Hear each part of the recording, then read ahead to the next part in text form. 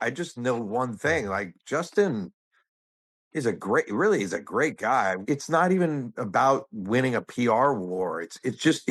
Honestly, it's about saving someone's life. I mean, imagine, Harvey, imagine you being accused of something that you just didn't do. You just weren't part of, and you're caught up in this, and you're a real decent human being, and this is a powerful thing that you're going through, and your whole career seems to have been gone and vanished before your very eyes. Bryan Freedman's lawsuit claims Blake Lively repeatedly leaned on producers to slash scenes featuring co-stars who tested too well with audiences.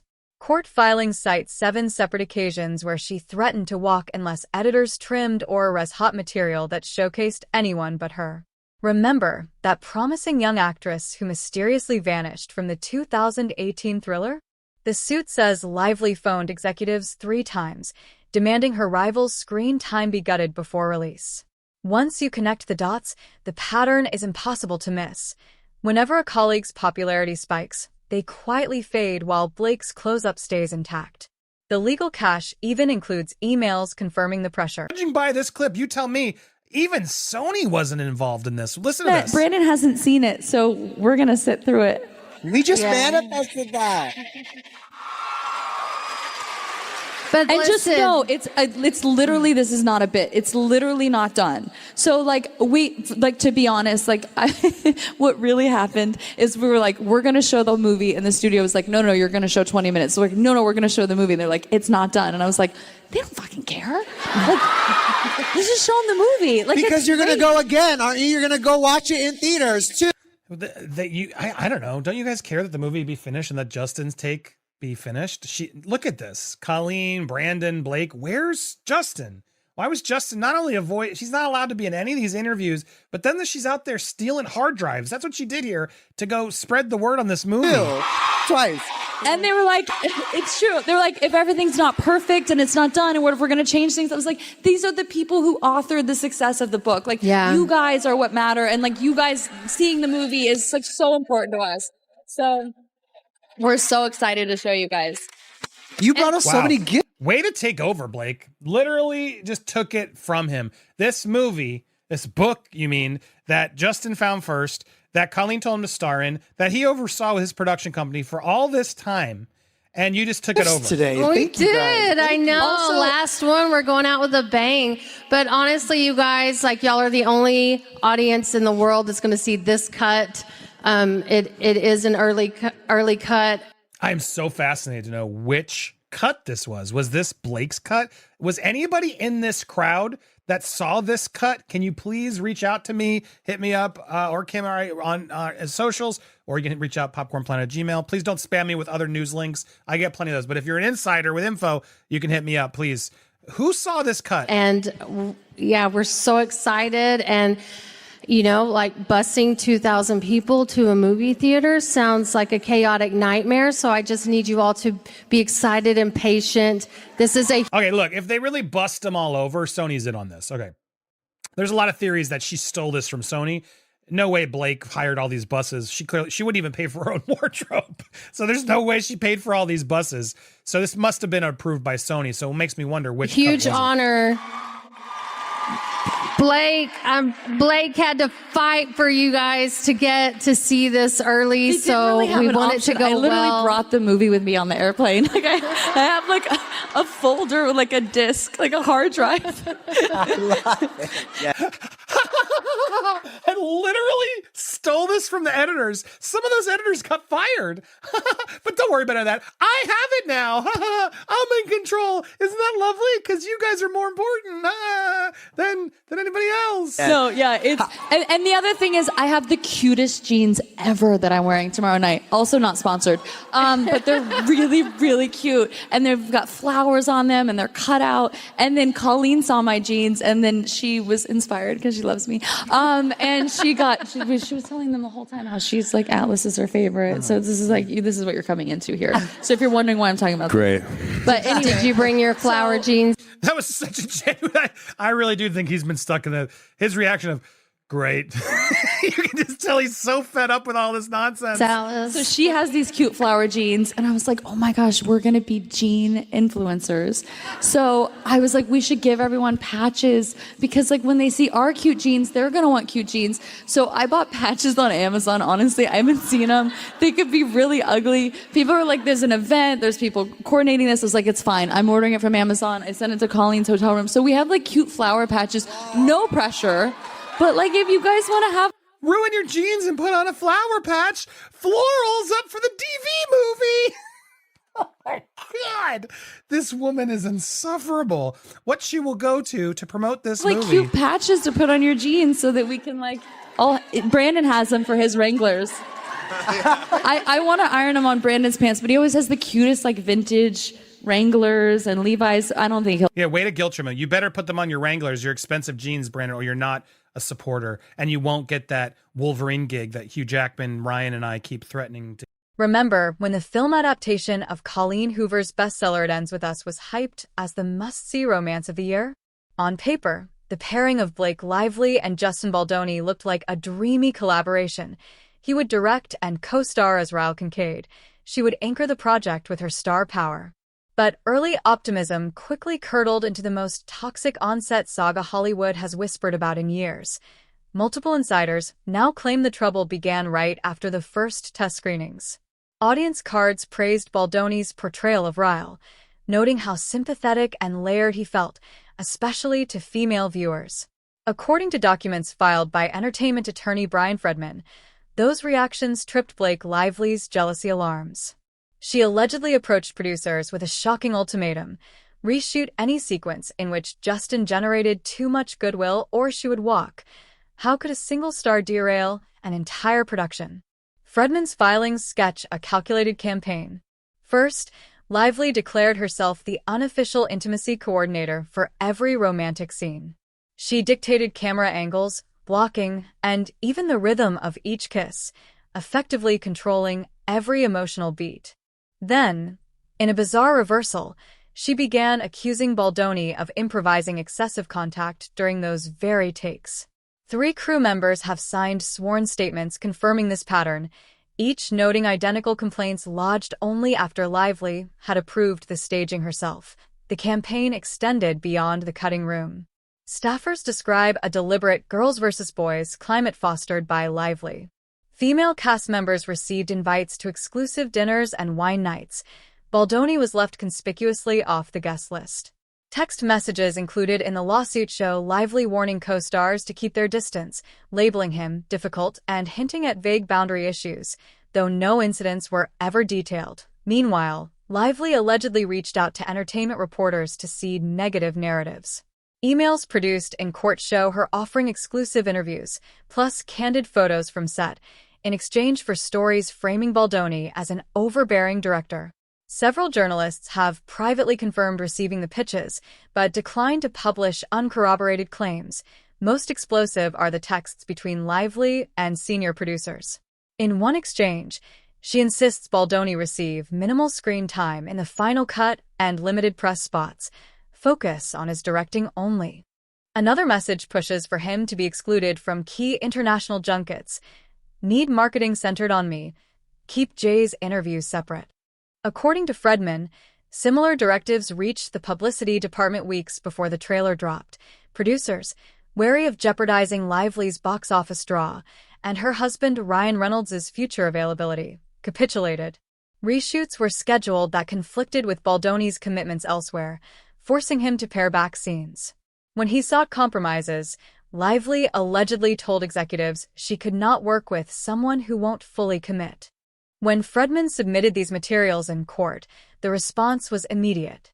Industry veterans who had witnessed Lively's behind-the-scenes influence but feared career blowback finally felt vindicated. The dossier painted a damning picture: an actress willing to hobble a co-star's performance and gamble the entire film's success simply to remain at the story's center. Whether It Ends With Us can recover from this power struggle remains to be seen. But one thing is clear: the tale of Lily and Ryle now has a real-world parallel of ambition, manipulation, and the collateral damage left when a Hollywood star refuses to share the spotlight. Studios are quietly reevaluating control clauses in star contracts, and crew unions cite the case as evidence that bullying protections must extend beyond conventional harassment language. Not even about winning a PR war.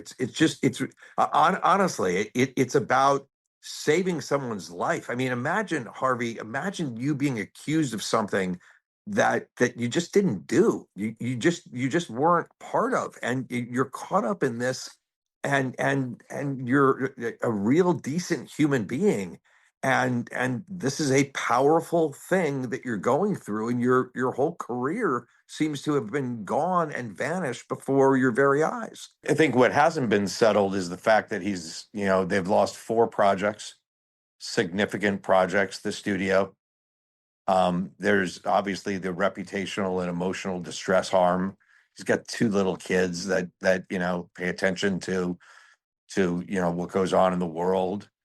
His wife is devastated, and there's others involved in this too that have lost significant business and personal. For years, Blake Lively has cultivated a sparkling image of female empowerment, complete with sisterhood photo shoots, girl power hashtags, and glowing tributes to every woman who crosses her path. But the lawsuit spearheaded by veteran attorney Bryan Freedman paints a far darker picture, suggesting her very brand of solidarity masks a ruthless pattern of sabotage aimed mostly at female colleagues. While headlines obsess over her clash with director-actor Justin Baldoni, Freedman's filings reveal that affair is only the latest entry in a decade-long dossier of calculated eliminations. According to sworn statements and supporting emails, at least 7 actresses who shared the screen with Lively experienced dramatic cuts to their roles after winning positive responses in test screenings. The pattern becomes undeniable once laid out chronologically. In a 2018 thriller, then rising star Emma Larson appeared beside Lively in the original trailers and publicity stills. Yet by opening night, Larson's presence was so reduced that casual viewers barely noticed her name on the credits. Freedman's evidence includes an internal email in which Lively writes producers, "Emma's getting way too much attention in the Dallas test screening. People keep mentioning her in the feedback cards. Can we tighten the next cut around my character's journey?" The finished film did exactly that. Former crew members describe a two-faced strategy. On set, Lively is the charismatic best friend, posting selfies, buying coffee, arranging group dinners. Behind the scenes, she allegedly lobbies editors and producers to trim, reshoot, or recolor anything that draws focus from her. One assistant director who worked on 2 of Lively's projects recalls discovering in post-production that every flattering angle of a supporting actress had been swapped out for less flattering takes. Blake was literally in the edit bay, he says, pointing at shots and saying, "She's stealing my moment, cut it." Makeup artists provide even more chilling anecdotes. During a 2020 shoot, Lively allegedly remarked, "She looks too fresh-faced next to me. Can we age her up a bit?" The team was instructed to add under-eye circles to a 24-year-old co-star. Another artist testifies that Lively demanded they apply a deliberately mismatched foundation shade on a fellow actress, leaving her complexion slightly sallow on camera. "It was subtle but obvious enough under certain lighting," the artist says. The final footage, indeed, gave the actress a tired, almost sickly pallor. Leverage over producers also runs through the documents. 3 separate executives claim Lively invoked her marriage to Ryan Reynolds as an implicit threat. If her concerns were ignored, upcoming Reynolds projects could suddenly become unavailable. "It was never outright blackmail," one producer explains. But the implication was crystal clear: keep Blake happy, or you risk losing Ryan. In Hollywood accounting, jeopardizing a guaranteed box office draw like Reynolds is a gamble few studios dare take. Freedman's brief highlights a 2021 incident involving an ensemble drama. A supporting actress began drawing rave notices in early press coverage. Abruptly, the production scheduled reshoots that conflicted with her existing commitments. Unable to be in 2 places at once, the actress saw her scenes handed to Lively's character. When she tried negotiating alternatives, Lively reportedly called her unprofessional and told executives she refused to work with someone who couldn't commit to the picture's needs. This stagecraft extends beyond editing rooms.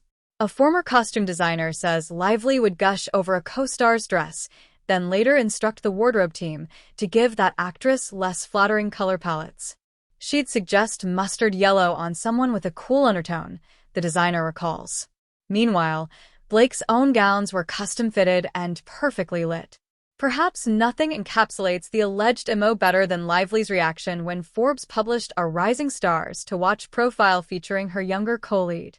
A junior producer recounts Lively flipped out, calling her agent to demand Forbes issue a correction highlighting her as the true lead.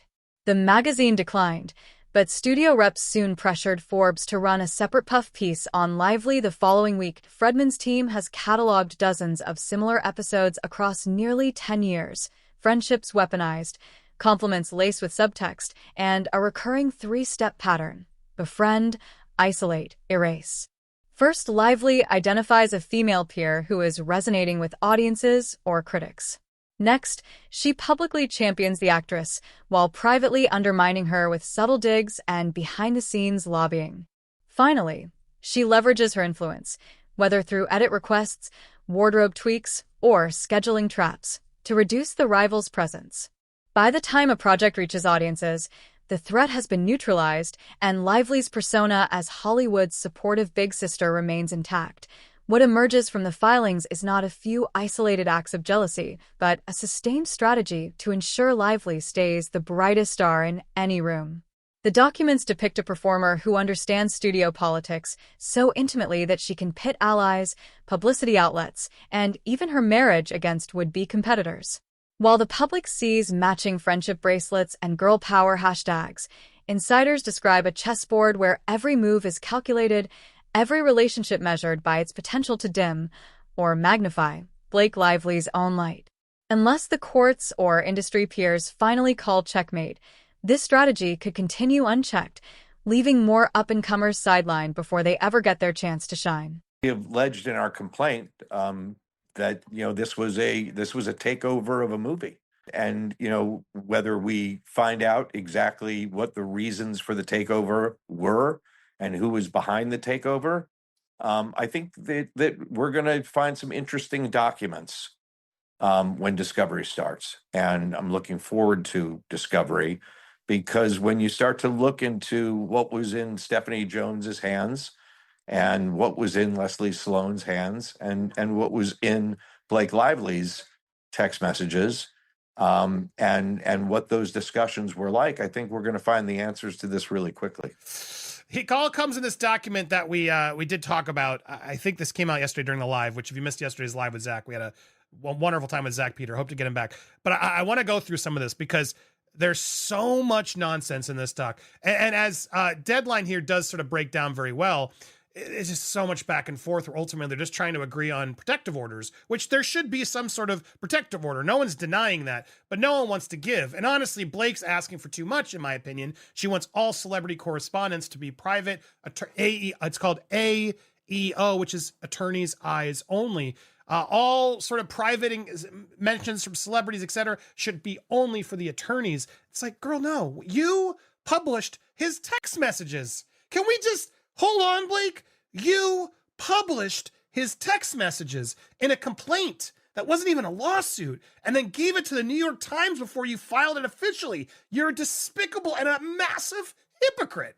And so now you're complaining about privacy? Oh, this is such an important private matter. You were on Saturday Night Live letting your husband make a mockery of your whole thing. Oh, is there something that's going on? Yeah, there's something going on. And you shouldn't have been there cracking jokes about it. I'm sure they could have seen you at the other studio and you could have enjoyed the night without being on television. But you guys couldn't help yourself. So you want to have all the abilities to go online, defend yourself, publicly mock, do whatever you want.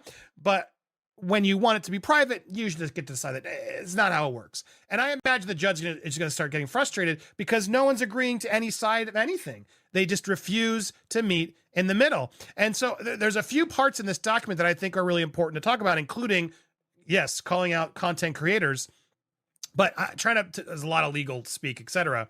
Leaving aside the callous disregard and disrespect for a woman, advocating for the most basic workplace protections against SH. Debatable, Blake. The Wayfair party's position that a woman who speaks up against SH has somehow waived any and all privacy interests shows the futility of future conferral. Well, no, it doesn't. It's incredibly important that all this go up because you published a lot of this publicly. This is beyond just the complaint. You published it to the New York Times and you defamed him and disparaged him, and he disagrees with you. I don't agree that all SH claims moving forward should be put in a silent, quiet chamber where we must believe the woman. Today's revelation is not just another Hollywood dust-up. It's the gradual dismantling of a reputation Blake lively guarded with near-military precision. Evidence collected by veteran entertainment attorney Bryan Freedman suggests Lively's meteoric ascent has been engineered through a sophisticated, multi-layered silencing machine meant to neutralize anyone who witnesses, or dares to challenge, her darker professional conduct. At the center of that machine lie extraordinarily harsh non-disclosure agreements. 3 former personal assistants, now testifying under penalty of perjury, describe contracts carrying ruinous financial penalties and lifetime gag clauses that cover both workplace incidents and private observations. "I sign my voice away forever," one assistant recalls.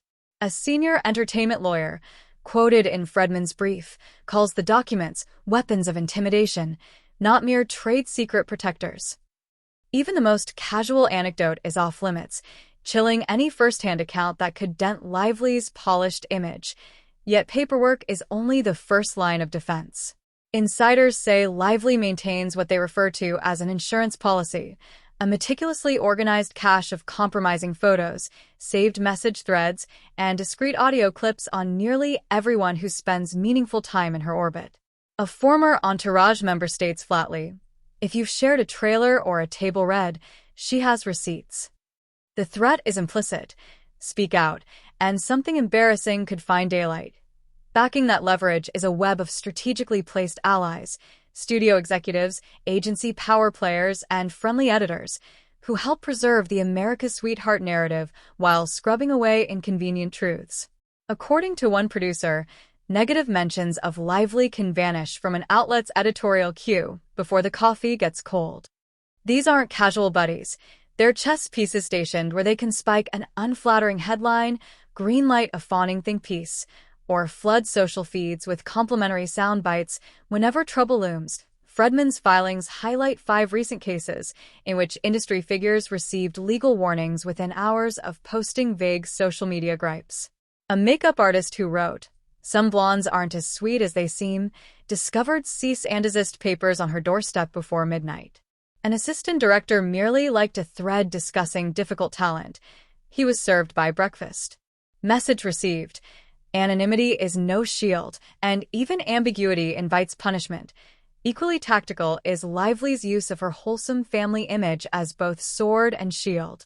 When legitimate on-set grievances surface, last-minute script overhauls, sudden schedule changes, rumored bullying, her team reframes the criticism as an attack on her children or marriage. Texts included in the lawsuit show Lively instructing aides to "make this about my family" after a co-star raised safety concerns. One veteran producer notes, "Raise a valid issue and suddenly you're painted as someone attacking motherhood itself." Press manipulation provides another layer. In one exchange, Lively learns a disgruntled colleague plans to go on record. Minutes later, she offers the reporter exclusive family photos, time to drop the exact day the expose is slated. In a 2019 incident, a journalist probing on-set tension was handed the scoop of Lively's pregnancy announcement, on the condition the original piece be shelved. The writer accepted, and the unflattering story evaporated. Career blacklisting completes the arsenal. Multiple witnesses recount Lively, or representatives acting on her behalf, quietly warning producers that certain actors, stylists, or crew were difficult after witnessing conflicts. "She doesn't just end the current gig," says one veteran gaffer. "She makes sure you don't get the next one." Justin Baldoni allegedly faced the same tactic during their high-profile legal clash, hearing that potential collaborators were discouraged from attaching his name to future projects. Taken together, the ironclad NDAs, Dirt files, media trade-offs, and whisper campaigns create a climate so intimidating that even tenured professionals hesitate to speak. That explains how, for nearly a decade, swirling rumors remained cocktail party chatter rather than front-page scandal. Now, however, the silence is fraying. Lawsuits multiply, once loyal aides flip under oath, and entertainment law watchers predict a tidal shift. If the alleged victims seize this moment to exchange secrecy for daylight, Hollywood may soon face a reckoning. How many careers were quietly derailed to protect a single Golden Girl myth? And how long can that myth survive once the machinery propping it up is exposed? Whatever the outcome, today's disclosures suggest Blake Lively's carefully curated image may be reaching its expiration date, and her accusers, at last, may no longer be willing to whisper in hushed tones anymore. Not even about winning a PR war. Honestly, it's about saving someone's life. I mean, imagine, Harvey, imagine you being accused of something that you just didn't do. You just weren't part of, and you're caught up in this, and you're a real decent human being, and this is a powerful thing that you're going through, and your whole career seems to have been gone and vanished before your very eyes. I think what hasn't been settled is the fact that they've lost 4 projects, significant projects, the studio. There's obviously the reputational and emotional distress harm. He's got 2 little kids that pay attention to what goes on in the world. His wife is devastated, and there's others involved in this too that have lost significant business and personal. What we've uncovered today goes far beyond a single scandal. It's the unraveling of one of Hollywood's most meticulously maintained illusions. Bryan Freedman's explosive revelations expose what appears to be a calculated climb to the top, paved by silencing and sidelining others. The Blake Lively we thought we knew, the advocate for women, the beacon of authenticity, may have been a manufactured persona all along. Now, the real question is, how many promising careers were derailed by her relentless pursuit of the spotlight? How many rising stars, both male and female, never got their moment because they happened to share a screen or a stage with someone unwilling to share the fame? Has Blake's America's Sweetheart image been fooling us for years? Let us know your thoughts in the comments below. And if you're ready for more raw, unfiltered truths that Hollywood's PR machines are scrambling to hide, smash that subscribe button. The era of silent victims is ending, and we're just getting started.